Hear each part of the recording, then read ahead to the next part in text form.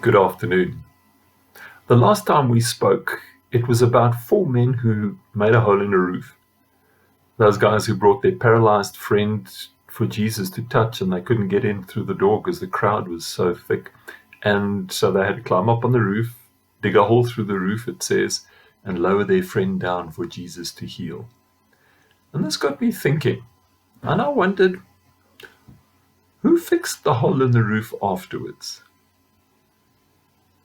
And I thought about this, and I thought, there are probably a bunch of people I can think of who didn't fix the hole in the roof. The first group were curious spectators and passers-by, those who were just, what's going on here? They didn't help with the roof. They had the, it's not my problem excuse. Another group were the scribes and the Pharisees, the spiritual heavyweights who felt it was their job to be the doctrine police and to criticize Jesus. They probably didn't help. The Bible describes those kind of people as never doing any practical work because of their arrogance and their pride. Another group that probably didn't lift a finger were the Bless Me Club. They were the group that were looking for the thrills without paying the bills. These are the people that you see at every seminar or every series presented by the latest prophet or teacher or miracle worker that's passing through town. And actually they can be described as experience addicts because they're always looking for the next spiritual high. They're not looking for hard work of roof fixing. The average attender at Jesus's meetings probably also didn't help. They didn't even move so that the lame man could get to Jesus. Their lack of compassion would have made them indifferent to a hole in the roof. And I'm not even sure if the four men who brought their friend to Jesus and made the hole in the roof helped fix it. The Bible is silent on this. But often it is so thrilling to do the unusual and get caught up in the miraculous that when all the excitement has died down, clearing up the mess isn't awfully attractive. So who did fix the roof? It was probably one or more people who served Jesus because of who he was rather than what he did.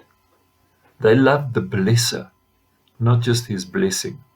And they appreciated the truth of his message much more than the miracles that happened around them. They wanted life more than loaves and fishes. They wanted truth more than the thrills.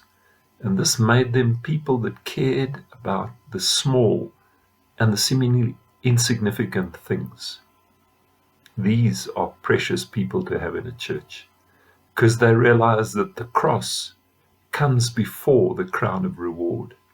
They get it where Jesus said in Matthew 16 from verse 24, if any of you want to be my follower, you must turn from your selfish ways, take up your cross and follow me. If you try to hang on to your life, you'll lose it. But if you give up your life for my sake, you'll save it. The person who fixes roofs, and let's make it modern, who washes cups and packs chairs and cleans bathrooms and directs cars in the parking lot, who mops and sweeps floors. They love Jesus enough to see that no job is insignificant or worthless. Are you this kind of person? Are you the kind of person that Jesus described in Matthew 20 and from verse 25, where he said, you know that the rulers of this world lord it over their people, and officials flaunt their authority over those under them. But among you, it will be different.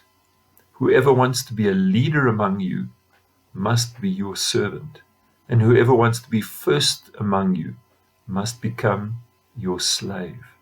For even the Son of Man came not to be served, but to serve others and to give his life as a ransom for many. Jesus himself washed feet, smelly, dirty feet. I believe his question to you this morning is, will you fix roofs? Will you humble yourself and do those things that seem small and insignificant, but carry such weight in the kingdom of God? May God guide you in this. Have a good day. Blessings. Cheers.